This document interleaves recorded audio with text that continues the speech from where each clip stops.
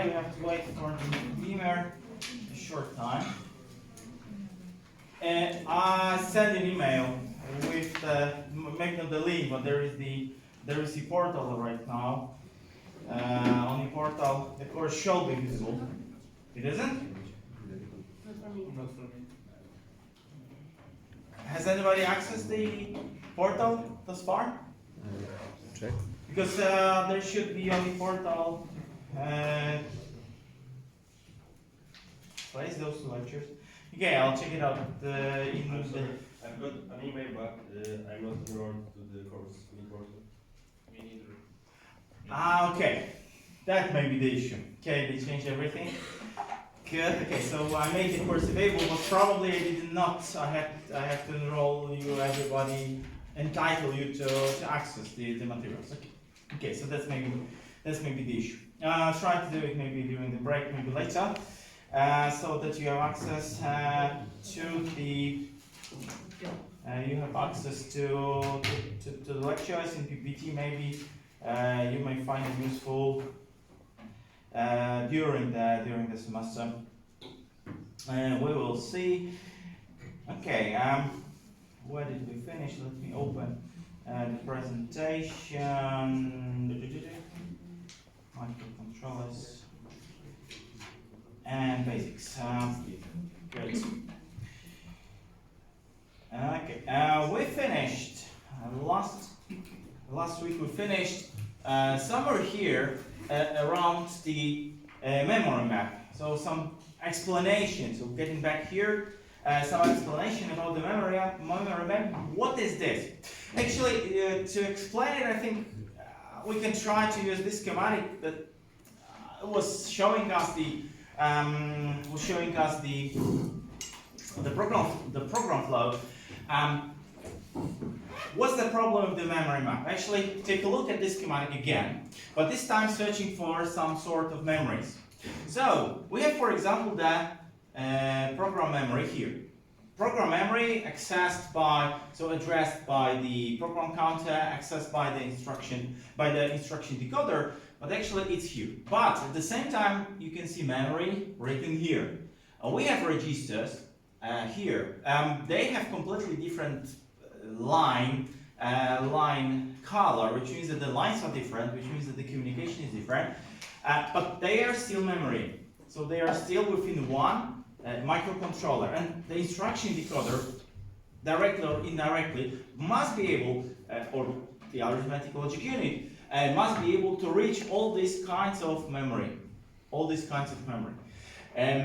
So this is actually physically done this way, that in some microcontrollers, those different memory tapes are accessible by different means. Which means by different instructions. This kind of microprocessor, we call them microprocessors with split memory map, or microcontrollers with split memory map. That's the case where the memory map, certain memory tapes, so we have EEPROM memory here additionally, but actually it's just another memory tape. They are accessed with different instructions. The reason for this is that physically, for example, this is example of such a microprocessor actually, that have completely different access here, then it's access here, then it's access here. So these are different. So physically, those memories here in this microprocessor, they are accessible through different instructions even. So here in this microcontroller, accessing this memory is done through certain instruction tapes. Here, different instruction. Here are actually the same instruction but different addressing modes. But also, this is not very convenient. So from construction point of view, from the structure point of view, it's convenient because the structure is simpler. But from the programming model point of view, this method with split memory map is not very convenient. From the developer's point of view, the best idea is to have such a memory map where everything is hidden in a single linear space. So we have split memory map, microprocessor, microcontrollers with split memory map, or with linear continuous memory. Continuous, not really, because very often we have some some empty slots in the memory map, so it's very rare that the microcontrollers have a completely filled memory map. Very often we have various gaps. To give you an example, today everybody is using stm32s or Cortex-M based microcontrollers in general, so the 32-bit microcontrollers. Those microcontrollers sometimes are very tiny, so we talk about the microcontrollers with the amount of memories around 100 kilobytes. But the memory map in these microcontrollers is 4 gigabytes, because it's linear, it's continuous, but it's 4 gigabytes, so many empty holes there may be. And it is so, because we have really such microcontrollers on the market that have just 100 kilobytes filled with some content, and the rest is empty. So if you try to access those, spaces, you may get hard faults of your microcontroller. Hard fault is a special mode, which means that there is a hardware problem because the software was trying to access, read or write from non-existing memory space, so like here, so that we try to get to this address, between this address and this address. Take a look, by the way, the distance here. So here is, here, this is a distance of 4,000 words hexadecimally, and here is 32,000. Even more, 3,200. 300,000 now, maybe this way. So of course this is not linear scale here. So split memory map and continuous memory map. So that's something that we have in microcontrollers. We can also connect, because we also have sometimes in some microcontrollers we also have an influence, so we can modify the memory map. And in some microcontrollers it is possible to, it's rare, but it's possible to switch some memories, switch the addresses of the memories. So sometimes we have an access. So in some option bits, we can switch, for example, that whatever is here, it's not accessible under the address 005,000, but it's accessible somewhere here in the memory map. Sometimes it happens, so it really depends on the microcontrollers, but it happens. But also we can connect quite often an external memory to a microcontroller. And then, depending on the setting of the electronics, which may not be that simple, as an example, we will not analyze this, but this is an example of connecting a memory to a microcontroller. In general, that's it. So it's just that this is the block diagram, and here we have the schematic, the exact schematic. So depending on the configuration of address and data buses and various pins, we have an access where this memory will be placed, here, or maybe overlap some of the memory. So that's also possible. In smaller microcontrollers, so it used to be a standard thing in every microcontroller. So I remember 20 years ago with 8051 or Z80, this kind of microcontrollers, 8086 or various Motorola tape microcontrollers, 6805 for example. There we needed to add the memory. So this was always necessary. Today, fortunately, this has to be done quite rare. So when we have to do it, when we have to make all those connections today, in the microcontrollers that are used for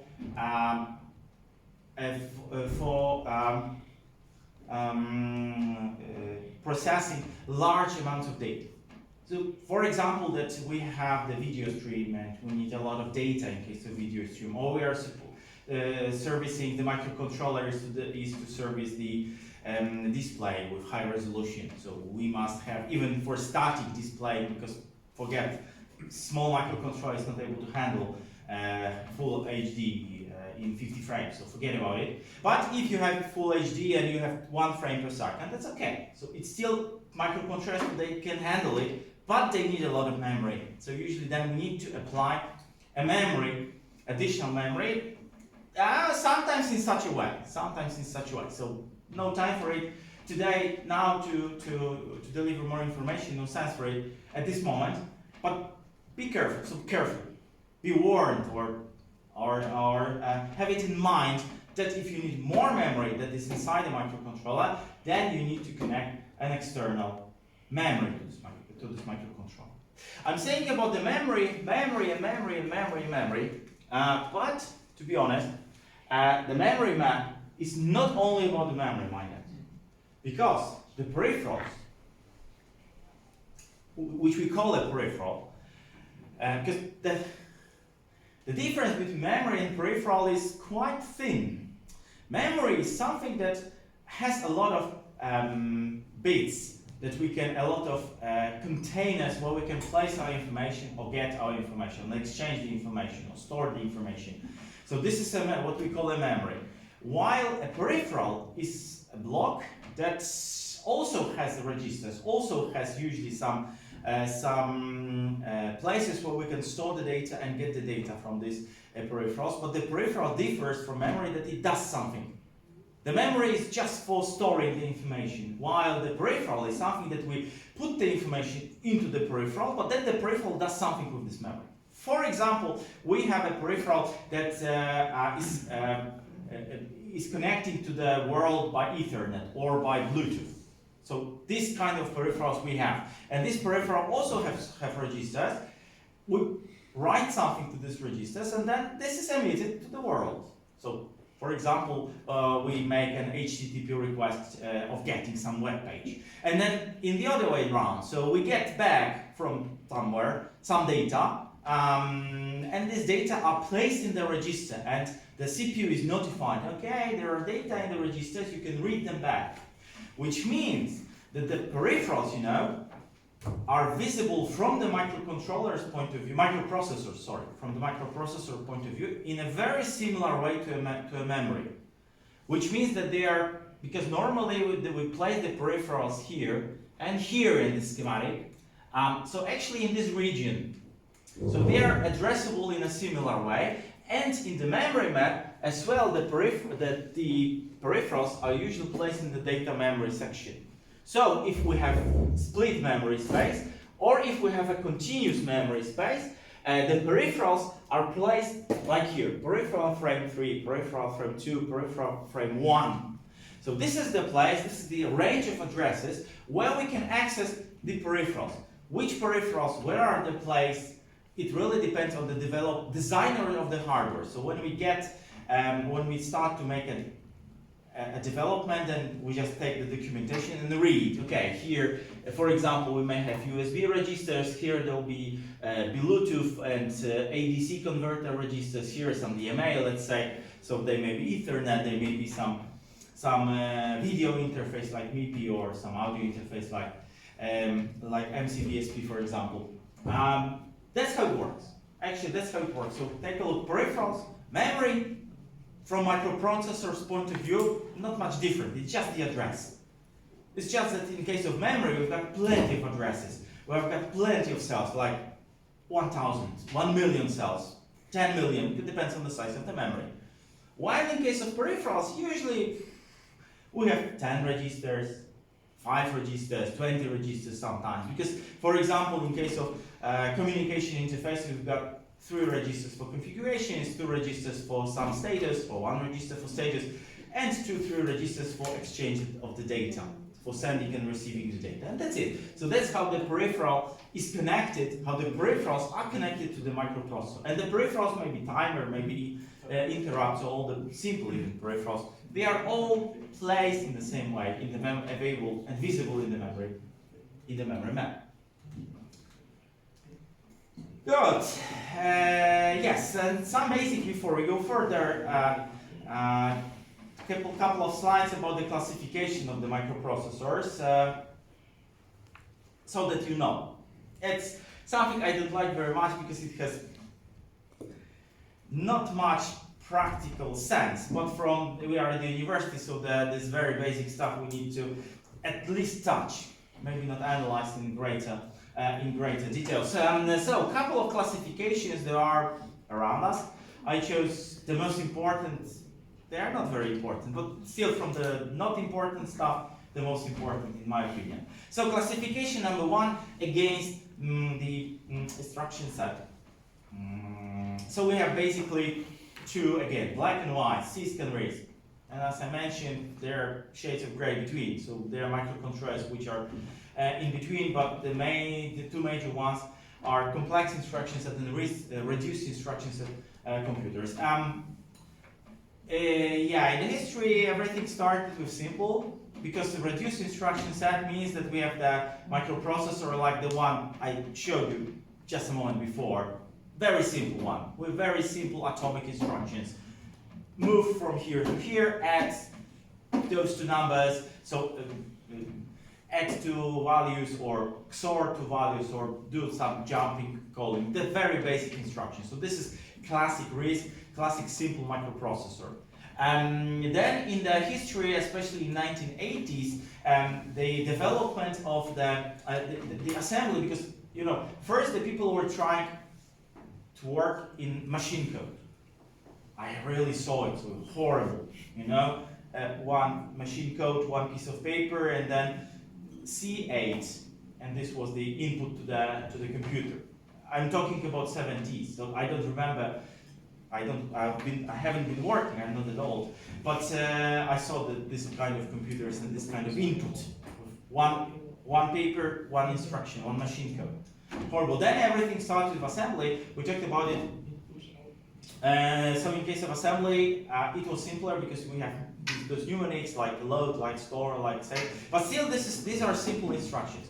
So then, because the compilers, like C compilers, Pascal compilers, they were not very simple and they were expensive, so the engineers started to modify the instruction decoder, in case of microcontrollers, to make the instruction decoder more complex, to deliver more complex instructions. More complex, what does it mean? For example, the instruction multiply and accumulate, an instruction that does 2 or 3 things at the same time. One instruction, 2 operations, or copy and increase some register. So like in C++, we've got that at the same time with one instruction we are modifying, so A equals to C++, so which means that we will first assign to A C, and then we will increase C. So this was possible to be done in one instruction, one assembly instruction. Was possible, is possible still to be done in this CISC tape computer. So the CISCs were quite popular through the 80s and the beginning of 90s. But then it turned out that the complexity of their major features were like the large number of instructions. But the problem turned out to be quite important, small optimization, because those single atomic instructions were quite complex, so you could do a lot with one instruction, but this instruction still required quite a lot of time, because multiply and accumulate in one cycle, multiply and accumulate as one instruction, usually required 5, 6, 7, 8 clock cycles, while accumulate just one cycle, multiply 2 cycles, adding it together, the effect of synergy wasn't that large, in fact. But the problem was that actually too many instructions gave us small optimization, so many clock cycles necessary. So it was difficult as well to, because a lot of addressing mode. So what is an addressing mode in a moment? So all this led to this problem, smaller processor clocking as compared to the RISC architecture. So first, yeah, everything started from RISC, then the world moved to CISC, and then it turned out, no, it's too complex. So let's simplify everything again. And they simplified, so they cut down. So then in the 90s, especially with the ARM architecture, it turned out that, okay, we can do a RISC architecture with very simple instructions and still get the performance. Okay, we have to clock it faster because we can't do operation in single cycle. We have to do multiply and accumulate. We still have to do a couple of operations instead of one. But in general, it turned out to be profitable because we could clock it faster. So clocking could be faster. So instead of 20 megahertz, we could clock it 80. Of course, we needed more instructions, but in general, it appears to be faster. Today, it's difficult to say which is better, and actually it's sometimes difficult to adjust a particular core to each category, to place in a certain category, because we have, I gave you the example of the ARM architecture, which was from the beginning a RISC architecture, again, because it was simplified, so it was RISC. Yeah, but today we've got Mach instructions in this ARM architecture. So is it still a RISC, or already RISC plus, or RISC plus plus, or SISC RISC, or just ISC? I don't know. Actually, it's not important. Actually, it's not very important. So if you hear that one processor is RISC or the other is SISC, actually, so what? Don't care, so don't bother, just know that there is a difference. So RISC, small number of instructions, even as few as 30. Because the difference, you know, between very simple RISCs and complex SISC is huge. Because here we talk about 30 instructions, really it is so. There are such microcontrollers like PIC10 with 33, 36 instructions. On the other side, we've got the SISC processors like TMS 320F28XX or XXX with like 100 instructions, and each instruction can be multiplied by 6, 7 addressing modes, which means that altogether we've got 600 combinations. 30, 600. You know, that 30 is also better because it's much easier to write the software. That's also the reason, the optimization. Because if you have 600 possibilities, you know, okay, you can do it.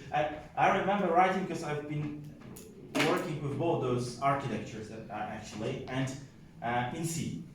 Assembly is horrible in both cases, but in C. So the PIC10, and I write in C on MPLAB, and then compile. If you compile from assembly to C, you can always take a peek what's happening underneath, so that you have a C line and then how many instructions are there in assembly. In case of RISC microcontrollers, then you can still control what's happening. In case of this microcontroller, the SISC microcontroller, actually, what's there? Who did compile it? Because the instructions are, I wouldn't have never done this way, the compiler did. Because it was so strange, because you have the compiler has 600 options or something like this, so it can choose from any of these options. In case of RISC, yeah, it's simple because it's just 30 instructions. So from this perspective, yeah, it's the RISC is a bit better. But today we are always somewhere in between. So it's difficult to find clear RISC and clear SISC. Another classification that is also used to be important is not very important today. I remember from my younger years that von Neumann, Harvard, but today it's difficult even to discern microcontrollers to which architectures they belong. But still, formally, von Neumann, Harvard modified. What's the difference? In von Neumann architecture is the architecture where the CPU has access to the peripherals through common bus. So we have one data and one address bus. So no peripheral is privileged. Actually, that's von Neumann architecture. Architecture which is simple. There are still microcontrollers working against this architecture, very simple microcontrollers, still working against this architecture. What's the problem here in this architecture? Because it's very simple. It has usually linear memory map, this architecture.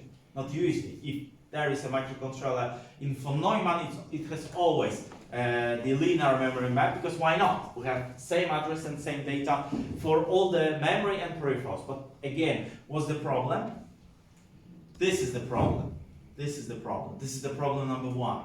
Because why is that the problem? Because peripherals we can access from time to time. For example, a timer. We have a timer, right? And the timer, we have to start the timer. After a second, or a minute, or an hour, we've got a feedback from timer. So actually, it's not very frequent. Even if we talk about communication peripherals, yeah, we access them every 1 millisecond. But the clocking is 20 megahertz, 50 megahertz, 100 megahertz. So 1 millisecond, it's very, very long time. But the program memory, we have to access every cycle, every clock cycle. So we have to access the program memory very frequently. which means that the communication is asymmetrical. So even if we try to put asymmetrical connections hardware, but the communication from here to here is very frequent, but from here to here is just frequent, and from here to here is rare, comparatively rare. Which means that this is the performance of this architecture is low, and that's the disadvantage of von Neumann architecture. So then, on Harvard, because everything is happening in the United States, or was happening, I don't know the reason, you know. So Harvard is actually somewhere different, but if you go to Silicon Valley, what's the reason that everything is there? So you go, there is Mountain View, there is a Cupertino, so they're just neighboring villages, you know, and San Jose is just the neighboring town, and everything is actually here. So Redmond, so south of France, of SFO Bay. Of course, the weather is nice there, but why the hell everything started there? Really. But anyway, putting this aside, the guys there thought about the Harvard computers, about the Harvard architecture. In case of Harvard architecture, separate buses. This has actually no problem with performance, and that's good. That's actually very good. Additionally, we don't need to have common weight of address and data, which is the case here. We may have different, depending on the needs, we may have different weights of the buses.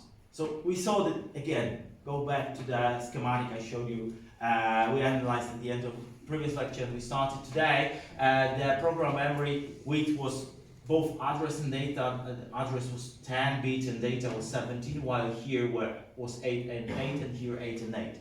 Because this was optimal. So that's the reason this architecture is far superior in case of performance from von Neumann. So why not everybody is having Harvard today? Because of the split addressing spaces.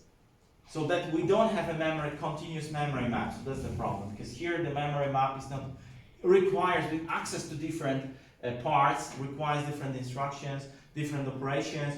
So that's something we don't like. So from the developer's point of view, software developer's point of view, we don't like it because it makes everything more difficult.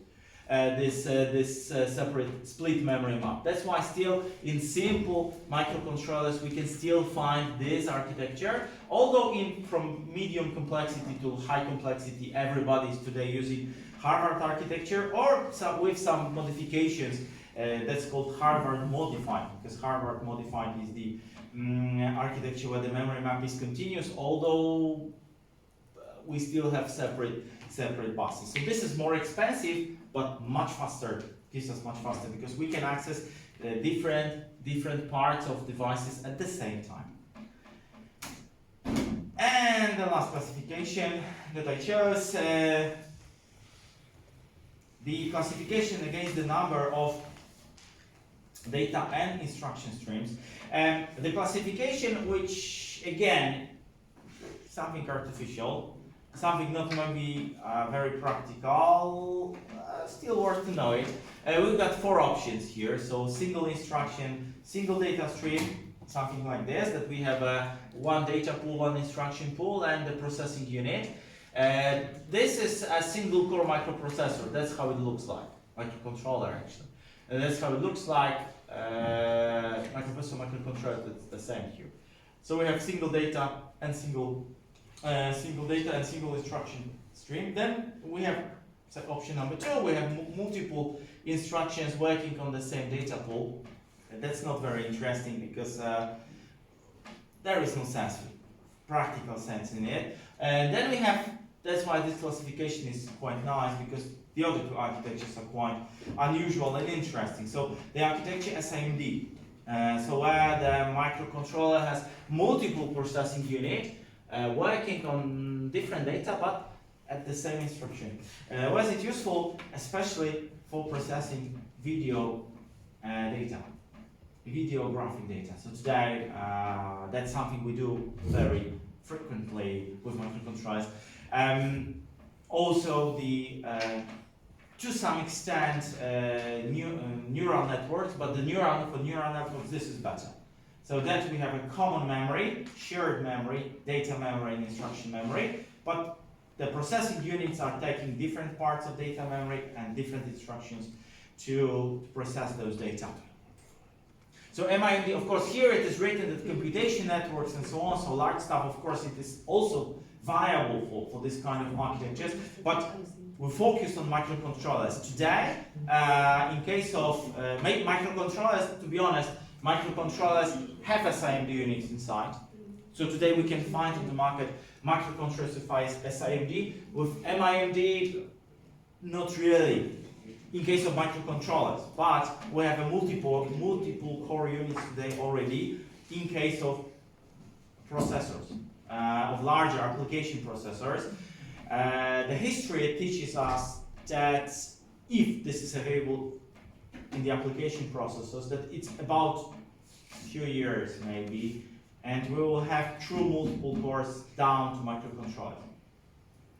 We'll talk about it next semester, about the parallel processing and about the options we have. I'm still waiting for a good multiple core microcontroller, because microcontrollers today are single core or they have two different cores, because they are multiple core units, but they work as separate cores. It's something else that you take one chip, second chip, and then fuse them together into one case. This is not an MIMD system. But in case of application processors, what we have, for example, here, we have MIMDs, because they are different cores, sharing memory, sharing peripherals, working in parallel, doing similar stuff or different stuff.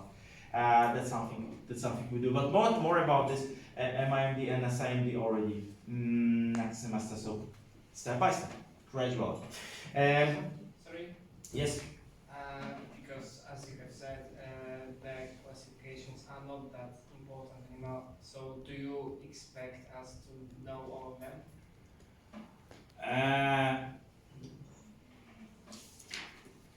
Yeah, but only the vague information, the very basic information about it. So because I gave it so that you have the knowledge. It's not important from practical point of view, but yeah, we're in the university, so at the exam you must know something. It's not the great details, so but something, yes. I would like you to know at least 1-2 sentences for each classification to tell us the difference, main difference between system. But not much. It may be such a question. It doesn't have to be, but it may be such a question. Okay, what is an addressing mode? We started with memory map, the split memory map especially, but the addressing modes are about valid for memory map, split, and continuous. So addressing mode is a modification of assembly instruction for accessing various memory areas. The simplest addressing mode is direct, so that we put the address where we have, for example, let's focus on this data memory, and we have the addresses from 0 to 25F, and the simplest naturally would be the simplest mode is direct, where we access, for example, we want to access this cell, so then in the assembly instruction of load or store or increment or jump, we just place the address $060. For example. Okay, that's nice when we have 1 byte. But here we have 25F. It means that we need 2 bytes already. So to get this cell in this memory, we need already 2 bytes, which means that this direct, there is something smelly here. Yeah, but then take a look. Let's go back to this sample. Where is it? Here it is. Voila. But what about such a microcontroller? Well, with this address, then we don't have 1 byte. We don't need 2 bytes in this direct addressing. But here we need 3 bytes actually to access it. 3 or 4 bytes, because it's, of course, I just cut part of this table. It goes further down. So it needs, in total, in this microcontroller, it's 4 bytes for direct addressing. Yeah, for example, because of this, today in microcontrollers, it is possible always to use various addressing modes to access, for example, we can simplify, because what's the penalty, maybe this way? What's the penalty of using the full address, the complete address all the time? The penalty is the amount of memory necessary for one instruction. Because the instruction itself has to be long, because it has to consist all the address, it has to consist as well some mnemonics, some machine code, additionally some option bits maybe. So all in all, the instruction will be very, very long, especially if we have a long or large addressing space. And this is not necessary, it turns out. This is not necessary in normal operations, because quite often, when we start doing something, we always, quite often from software point of view, we stay within limited memory space. Because, for example, we work on a table, we have an algorithm that processes a matrix, let's say. The matrix is, yeah, it requires some memory, but usually it is within one space, limited space, within a kilobyte, within 200 bytes, something like this. And then we do something, we do some modifications, but part of our code is just doing modification on those addresses, so doing some magic operations there. So it turns out that it's not necessary to address all the time with full address. So that first operation, okay, points our microprocessor, okay, we work here in this address space. And then we just jump a few bits back and forth. So that's the magic behind the addressing modes. That's why we are using addressing mode, to simplify and speed up our program. Because of course, the shorter the instructions, the smaller the communication between the program memory and the instruction decoder. The fewer, as well, the fewer things, the fewer operations have to be done by the instruction decoder. So the faster maybe the clocking of the instruction decoder, and of course the more performance we can get out of this microprocessor, you know. So that's about that's why we have the addressing modes. And depending on the microprocessor, we've got, depending on its internal constructions, yeah, we may have really plenty of addressing modes. We may have plenty of addressing modes, but we will just analyze. No, we will not get through all of this. They are the options that they're available in some CISC processor, because actually the RISCs have fewer addressing modes than the CISCs. This is the list from some CISC processor. Don't bother. After a break, we will analyze the limited list of addressing modes, but from a particular processor, which is stm8. So I promise you stm8. After the break, this is already almost a break. After a break, we'll start with stm8 and with the addressing mode. So let's have a break. Now after the break, we get back to this subject.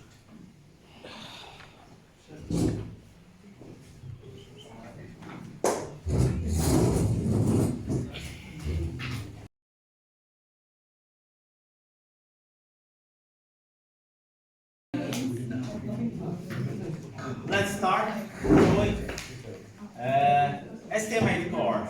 stm8 core. So this time an example not of something theoretical. Yeah, but this time an example of a physical core. In my opinion, very nice one. It's a new core actually. It's a new core. Which is a development towards the 8-bit family, so towards sustaining still the sense of using 8-bit family in the world. Because today everybody is turning 32-bit, but there is still a niche there are still plenty of applications for microcontrollers, for 8-bit microcontrollers, and to get part of this cake, the ST Microelectronics, the company itself, introduced the stm8 core.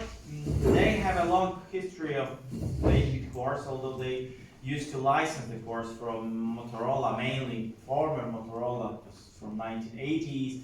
Then this was an XP, because Motorola, I know, was acquired by, yeah.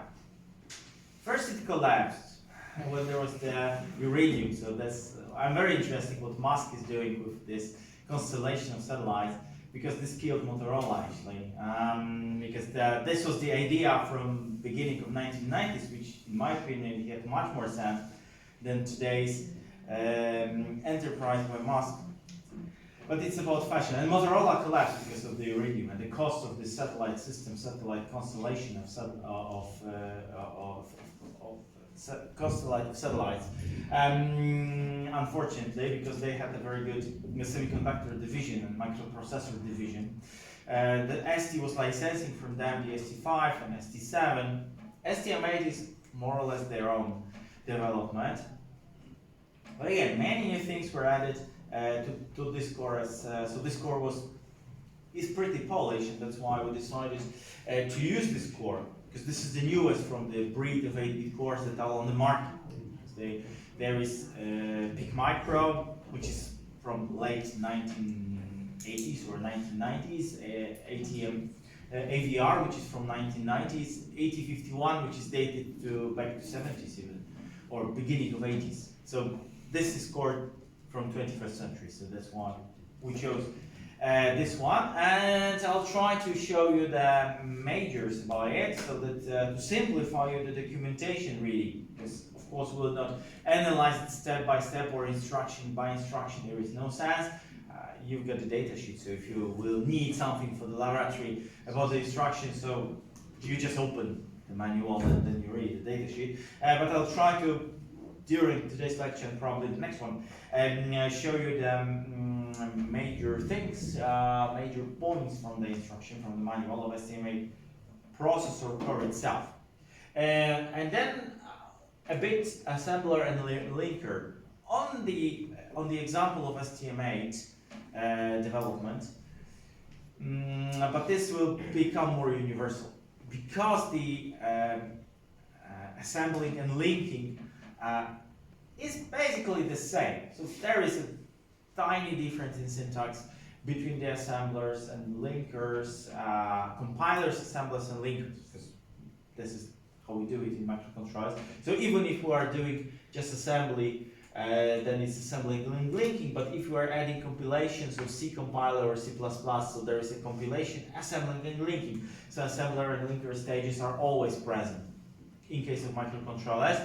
And as developers, you must understand what's happening. So it's not a PC computer where you actually don't care. So it's important that operating system is running your application. Here, you very often we need to know what is exactly happening in the linker and how to modify the linker to accommodate to our project, to accommodate the peripherals and the microcontroller to our project. So this will become more universal about assembler and linker. This already next week, and then we start with the major peripherals, because then the peripherals, as you notice, are very important.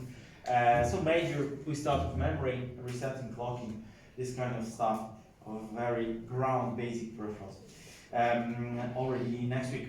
So what is the stm8 core? So this is an 8-bit core with 80 instructions, 80 basic instructions, a lot of addressing modes, which they are not so important, but six internal registers. So we have the registers which can be used for manipulation of data.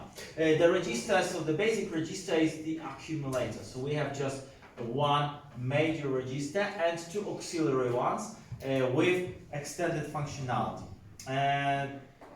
In this small microcontrollers, so this is more CISC than RISC if we talk about the classification. So this is more to CISC and less to RISC because of a lot of instructions. So plenty of instructions and few addressing modes, and actually this structure of registers. This is 8-bit microcontroller, that's why, so the accumulator is 8-bit and arithmetic logic unit is 8-bit. So it processes 8-bit data, yet this is modern 8-bit, which means that it is able to handle, not single cycle, but still it is able to handle 16-bit data.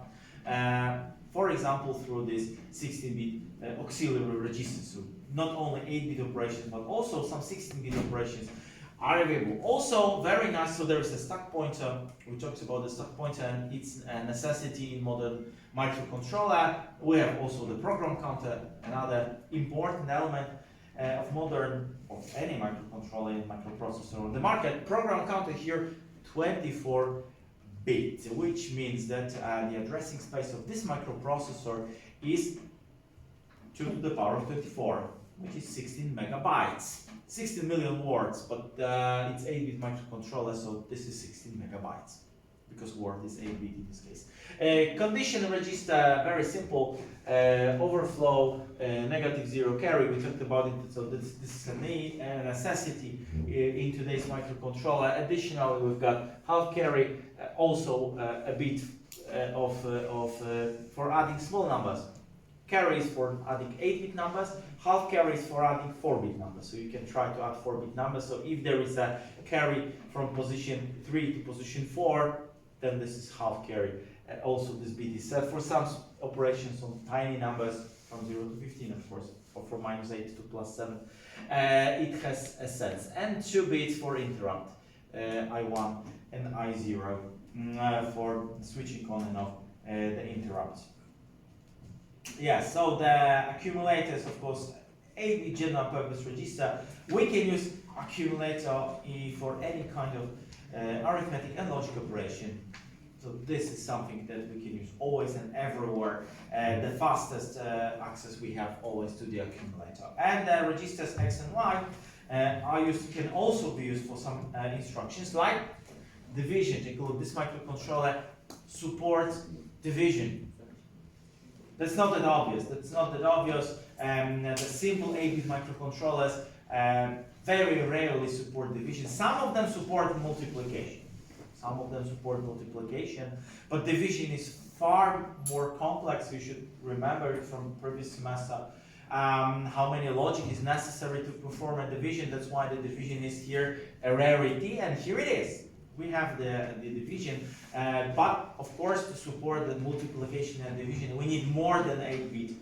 That's why 16-bit registers X and Y can be used for multiplication and for division as input and as output, which is actually pretty nice, and fast as well. Program counter 24-bit one, start pointer 16-bit, everything we saw. CC register as well, standard, nothing really special. So we have this overflow bit, we have the interrupt mask, so this I1 and I0. Yeah, they work with different instructions, but actually, yeah, you don't have to memorize it so much that it, for example, the overflow is this.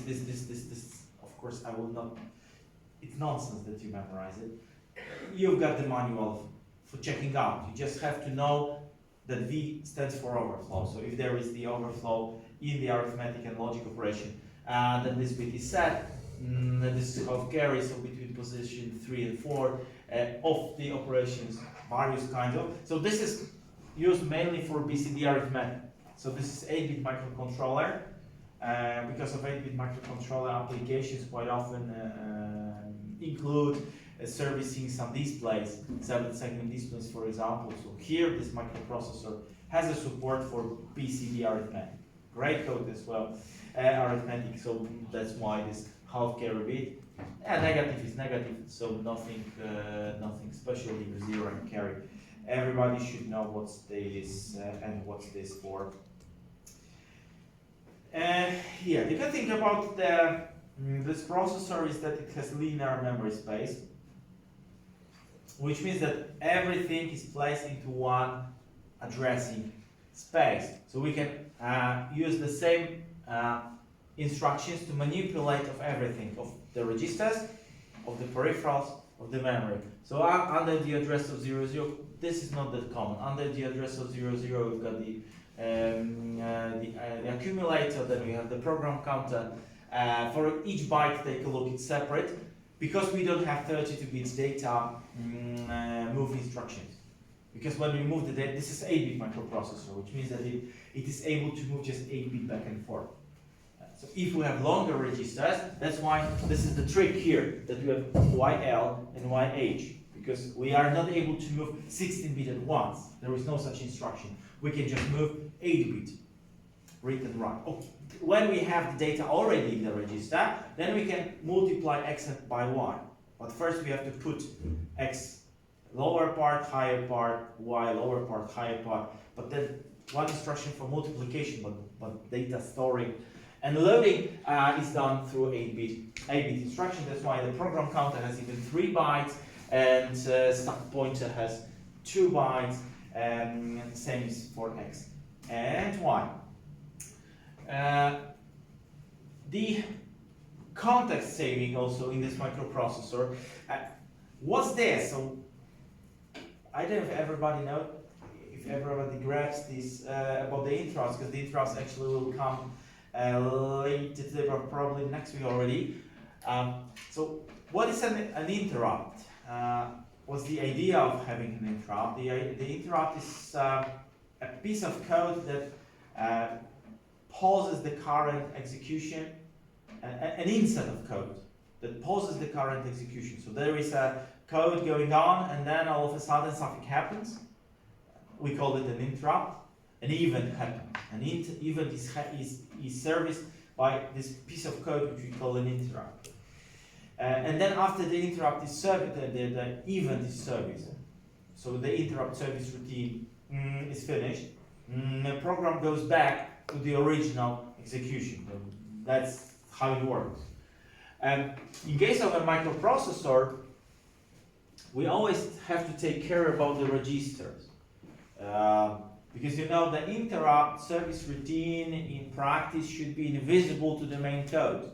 Because the main code is just a main code. It should just work flawlessly. And whenever we are stopping it or pausing it or interrupting the main execution, we should get back to exactly the same state of the CPU. So it's forbidden actually, in case of interrupt, to modify any register permanently.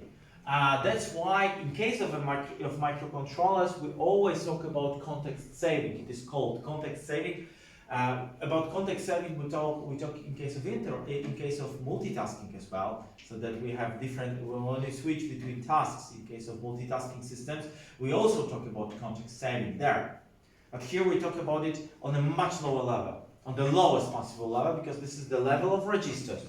In this particular microcontroller, because we have few registers, we say the context is saved automatically. So all the registers are automatically pushed on stack and then retained from stack after the interrupt is over, after the interrupt service routine, of course, is over.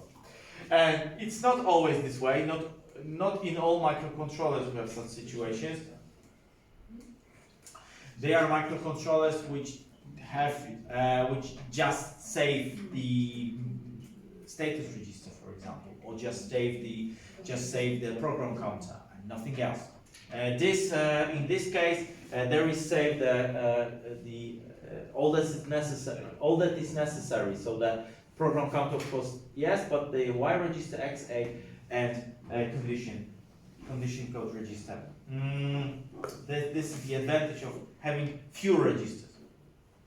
Mind that few. Why few? Because take a look. This is a pretty decent microprocessor, and we've got just 3 registers, one 8-bit and two 16-bit for various arithmetic logic and addressing operations. While if you remind yourself about this very basic, tiny microprocessor that we started with today, this very special, tiny, super simple processor has 16 registers. In the schematic, there were 16 registers, and here we have just 3. Because this was a RISC processor with many registers. This is a CISC processor with fewer registers. That's how it is. More CISC than RISC. Okay, what about the memory?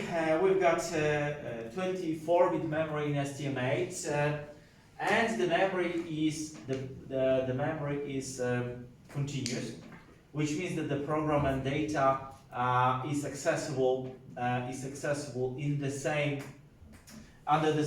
in one linear linear space, which is good because it's simpler for us to write the code. Yet this is split into 3 sub parts. So we have a section into three into three parts actually. Section 1 into 3 parts. 3 parts byte accessed part, maybe this one. So page 0, this is part 1. Section 0, this is the 16-bit addressing part, and then the rest. Here it is section 0 to section 256, but what is really important is not the section 0 and section 1, but section 0 and the other sections, because this section is addressed, page 0 is special because it's addressed by just 1 byte. Whatever is placed in section 0, this is just 1 byte addressing, which means that the instructions handling anything within page 0 are the fastest one. That's why in page 0 here, mind that, we've got all the registers, because the registers, here it is, the registers are 0 to 0A, so they are accessed in the fastest possible way, because they are just 1 byte addressing in this processor. Then whatever else is placed in section 0, it's still nice because it's a 2 byte addressing, so it's a address space from 0 to 4Fs. And then we have the rest, which is section 1 to section 256. The rest is requires 3 byte addressing.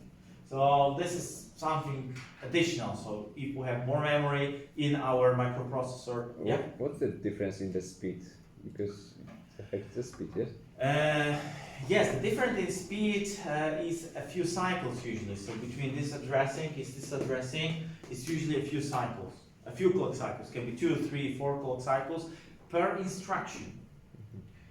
So instead of a single cycle instruction, we have 3 cycle instruction. Instead of 2 cycle, we've got 4 cycle instruction. This is much worse. This is much worse because between 1 and 3, it's 3 times worse. Of course, between 2 and 4, it's just 2 times worse. Between 3 and 5 cycles, it's just 60% worse, but it's just 60% is pretty heavy loss. Of course, the limit here is that this is just 256 bytes. Here we've got in the section 0, we've got 65 kilobytes, and the rest is 16 megabytes. So yeah, this is the small difference, you know. So normally the majority of peripherals and memories are hidden here in section 0. Only if you buy stm8 with more memory than 64 kilobytes, then this additional memory is available in the above sections. Only this memory, and in this memory is slower. So then again, because when you are writing a code, in case of microcontrollers, not all code needs to be in the fastest possible memory. It's also the case. It's never so. Only 10% of the code has to be, usually, or 20% has to be, is time critical and has to be placed into really fastest possible memory. Sometimes it's just few percent of the code, a few procedures, and majority of the code, yeah, it's don't care because it's not time critical, which means that the bulk code can be placed in this memory, while the very special, fast, real-time code, only this has to be placed into this critical memory space. Some examples, yeah, in case of this memory map. So this was this is the schematic, which is the global one.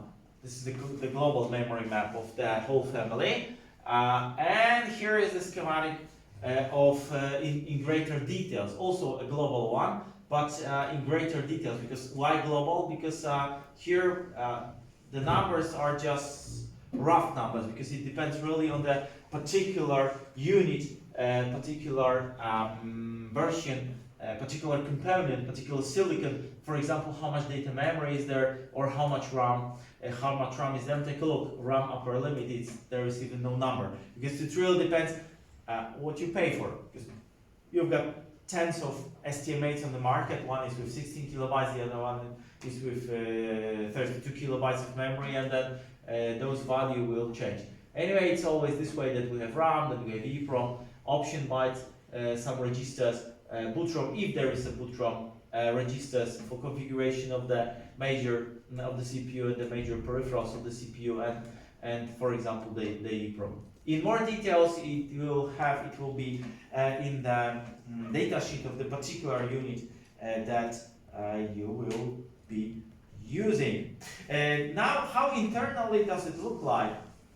This processor you have here on the slide.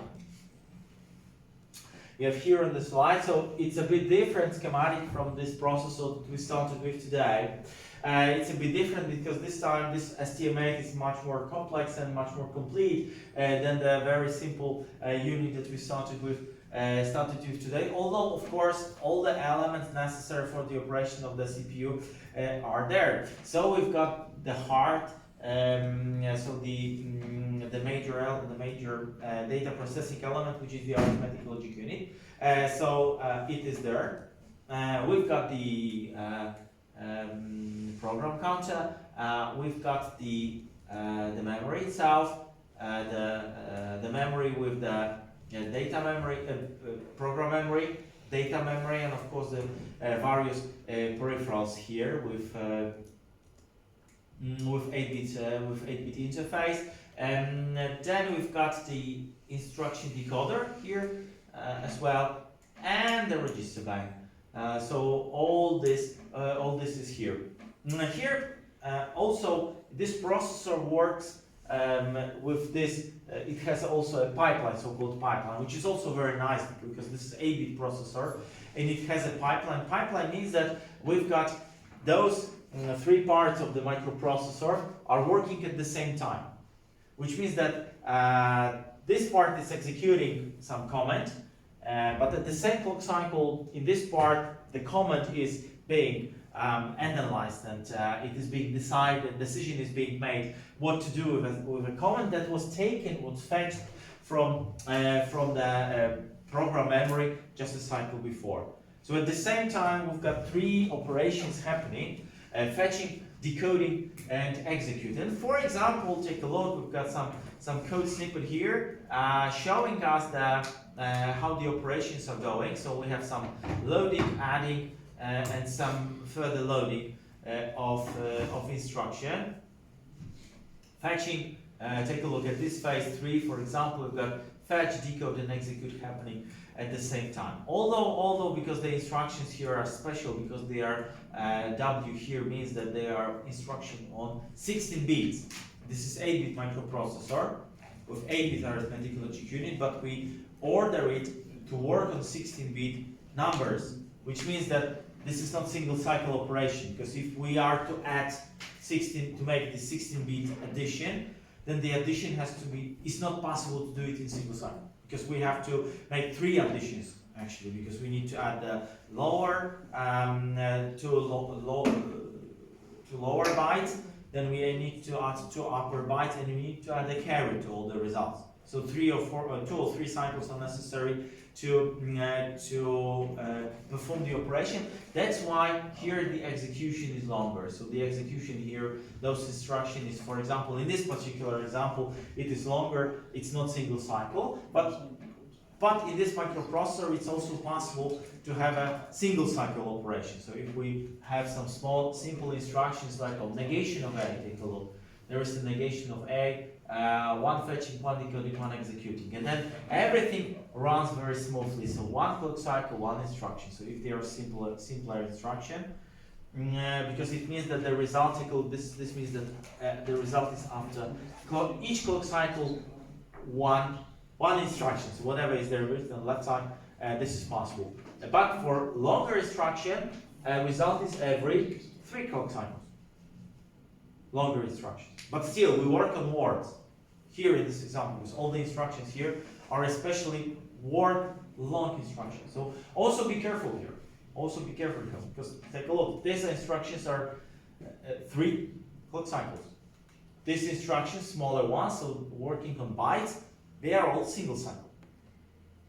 They are all single cycle. So it means that working with those instructions, although it's very nice that in this microprocessor it can handle byte long, word long instructions, so 16-bit long instructions, but handle doesn't mean that it's fast.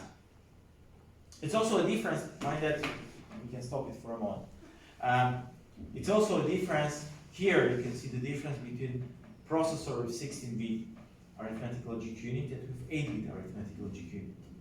Because the processor with 16-bit arithmetic logic unit does this kind of loading or adding, or loading, because this is load, add, load. In case of 16-bit microcontroller or 32-bit microcontroller, these operations will be single cycle operations. In case of 8-bit microcontrollers, even if the 8-bit is having such operations, is supporting such assembly instructions as loading W, loading word or storing word or adding word, it takes a lot of time. That's the penalty. That's why the 8-bit will always be slower than 32 bits or 16 bits, because they need more time to do this stuff, so to work on longer numbers. That's quite normal, and that's how it works. So be careful here, or be warned here. So this takes longer than 8-bit instructions, as you can see. Okay, and then addressing mode. So what? One question to the before. The white spaces between the fetch and the code is just a stale, yes? Yes, this is stalling because if we have a situations where we need to wait, so the previous instructions have to wait, the next instruction has to wait for the result or the finishing of the previous instruction.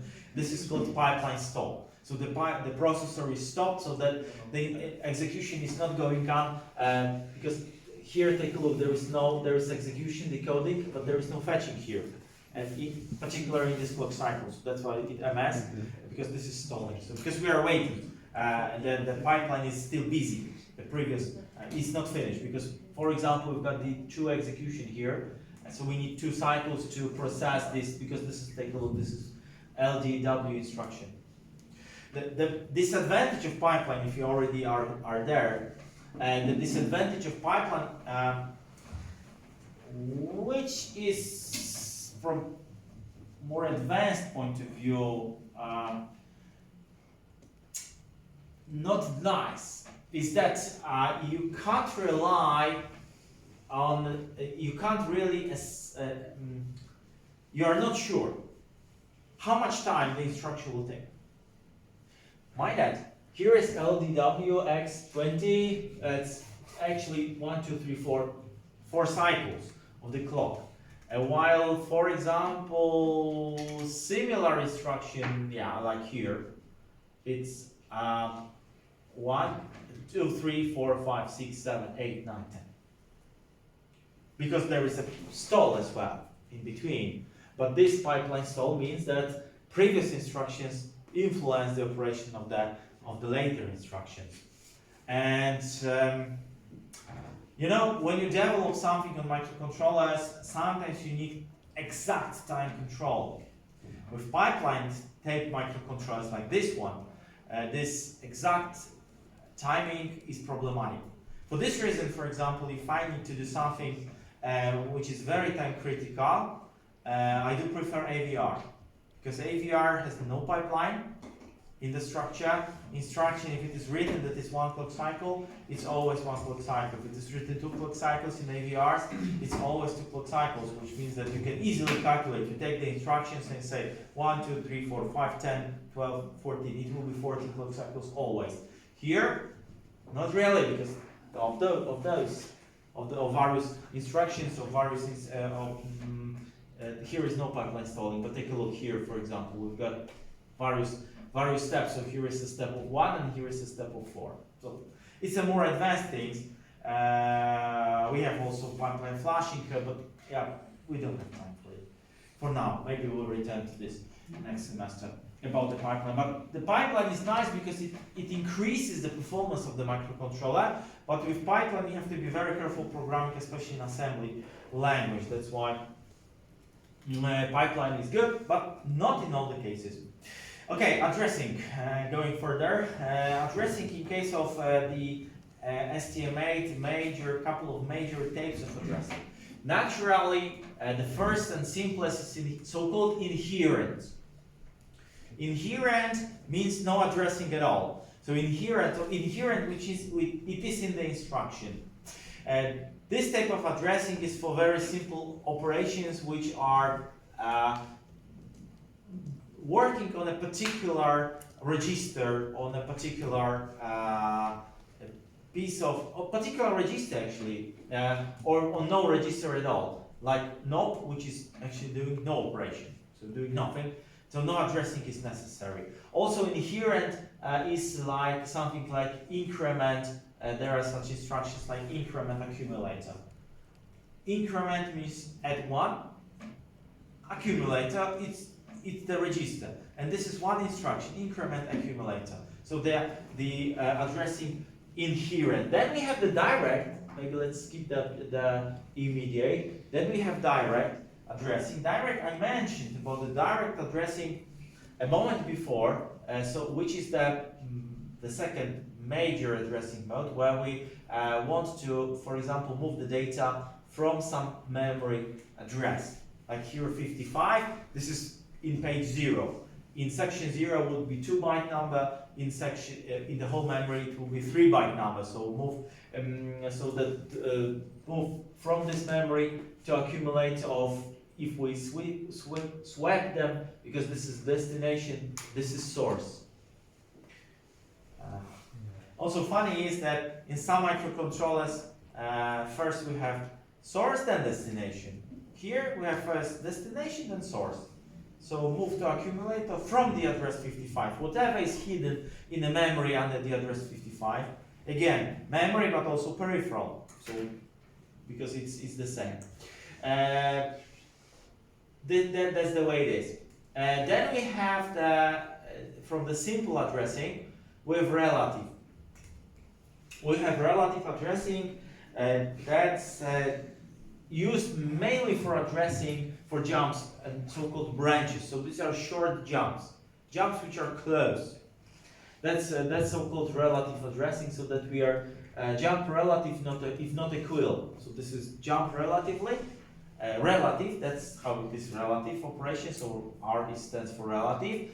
From where we are now to somewhere, but somewhere close. Usually this here is an index, but here is a number. The index is actually a number, plus minus 127 usually. Depends on the microprocessor, but because some microprocessors, the relative index is 8 bit, sometimes it's 10 bit, sometimes it's 12 bit. Of course, 8 bit is very short, because plus minus 127 bytes, it's nothing. But 8-bit microcontrollers quite often have this index, just a relative index, just 8-bit.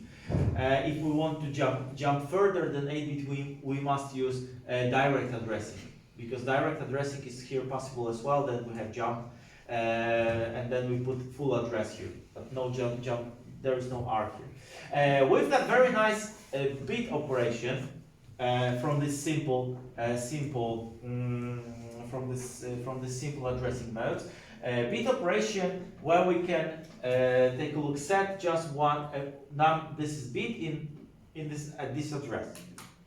We can set it, we can clear it, we can test it. Why is it so nice? Because we can modify just one bit, one single bit. When you start playing with microcontrollers, you will see that normally it's not there. So in larger microcontrollers, we have to handle the whole words. And the words can be like 32 bits. So if you want to modify one bit, quite often you have to play with 32 bits just to modify one bit. In 8-bit microcontrollers, like this one, not all of them have this, but this actual microcontroller, also I like it very much because of this, because it has, you can modify just single bit, you can test just single bit in a register. You can play on the bit level. You don't need to use 32 bits to modify one bit, which is the case in our microcontrollers, in these STMs or NXP microcontrollers, where you have to play with 32-bit numbers to change one bit. Here just one bit, each bit can be modified. And then from the simplest one, let's jump back. immediate. Also, an operating mode which is always available. Immediate here it differs because we have hash tag and there is no hash here. But this hash changes everything actually. What does this hash means? It means that we have a number. Not the address, but the number, that's important. So that's why it's immediate. So immediately we put the number into the register. Here we access some memory. Here we just put the number into the register, the value into the register. That's why hash here it doesn't have to be a dollar. Dollar means that it's a hexadecimal value. If you want, you can put here a decimal value, but still there must be a hash. If you don't put a hash and decimal value, it will be the address. With hash, it's always a value, an exact value. So the hash here makes the difference. Dollar is not important. Dollar may be used or may not. Of course, normally we use dollars because everything is binary, and that's why we use hexadecimal notation. We talked about the last semester, but the hash here is what makes the difference. And then we come to the three most complex modes. I would say, and the modes which are usually available only in CISC type microcontrollers, not in the RISC ones. Because in RISC, usually those modes are not available because they are too complex for RISC microcontrollers. The other ones are available both in CISC and RISC. They are the indexed or indirect addressing modes. This is done. Those modes are very nice because in this mode we can access easily, so we can build more complex structures, programming structures like, for example, lists or tables or arrays or matrices. Because here what we have, we put in the in the X we put the address, and then we access the cell 50, whatever is in the cell 55 plus what is in the cell X, or we put a 55 hexadecimally from our stack pointer. So where we have the stack, so we can access the data which are on stack, and by changing the number, we don't need to access maybe this one. With this addressing mode, SP index, we don't need to treat stack as LIFO structure, so last in first out, because normally with pushing and popping we have last in on the stack and first out from the stack. Here with this addressing mode we can access any cell in the stack. So we can access, for example, 2 bytes below or 3 bytes below or 20 bytes below on the stack. So then we can treat the stack as a part of a memory. Because normally, when we try to use pushing and popping, so to get to this level of the stack, we need to get all the data before, and then we have our data. With this kind of addressing, we have the stack pointer here. The stack is full, but we can access this data from below. Yes, and same with indirect addressing. We take not the value and add to whatever is in the index register, but we take what is under this address and we add what is in the X register. So there are 2 values added from the place in memory and from the X. So this is really complex complex addressing, which gives us in assembly language something we know from C. From C language, so quite complex addressing and quite complex structures can be used. What is even more in case of stm8, all this addressing, we choose, is it the addressing of page 0, of section 0, or this is the addressing in the complete space. Because we have, in case of stm8, we have the we have to show during the compilation, when you are preparing the software, we have to show in which space our number is. So for example, if we have direct addressing, we have to add the letter .b, for example, then this will be treated as addressing in page 0, the fastest one, the shortest common.